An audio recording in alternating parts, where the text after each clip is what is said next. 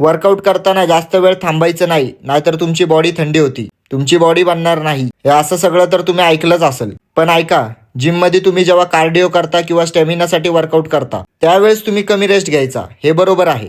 पण जर तुमचा गोल मसल बिल्डिंग आहे, स्ट्रेंथ वाढवायचा आहे, तर तुम्हाला रेस्ट घ्यावाच लागेल. कारण समजा तुम्ही एक हेवी सेट मारला आणि तुम्ही फक्त 1 मिनिटाचा रेस्ट घेतला आणि लगेच दुसरा सेट मारायला गेले, तर तो वेट प्रॉपर कंट्रोलमध्ये येत नाही. आपला परफॉर्मन्स कमी होतो आणि मसलला प्रॉपर स्टिम्युलस मिळत नाही. कारण मसल ग्रो होण्यासाठी प्रत्येक सेट हा मॅक्सिमम पॉवरने गेला पाहिजे आणि प्रॉपर फॉर्म मध्ये मारला पाहिजे. आणि हे सगळं 2 ते 3 मिनिटाच्या रेस्ट शिवाय पॉसिबल नाही. जेव्हा आपण एकदम हेवी कंपाऊंड लिफ्टिंग करतो तेव्हा 2 ते 3 मिनिटं रेस्ट घेतलाच पाहिजे. आणि अजून जास्त हेवी अटेम्प्ट्स असतील तर त्यासाठी अजून जास्त रेस्ट घेतला पाहिजे. कारण जेव्हा आपण रेस्ट घेतो तो आपला टाइम वेस्ट नाहीये. रेस्ट म्हणजे स्ट्रेंथचा रिचार्ज आहे. आपली बॉडी थंडी होत नाही. रेस्ट कमी घेतला तर रिझल्ट कमी होतात. आणि जर तुम्हाला मसल आणि स्ट्रेंथ वाढवायची असेल तर तुम्हाला रेस्टला इग्नोर करून चालणार नाही.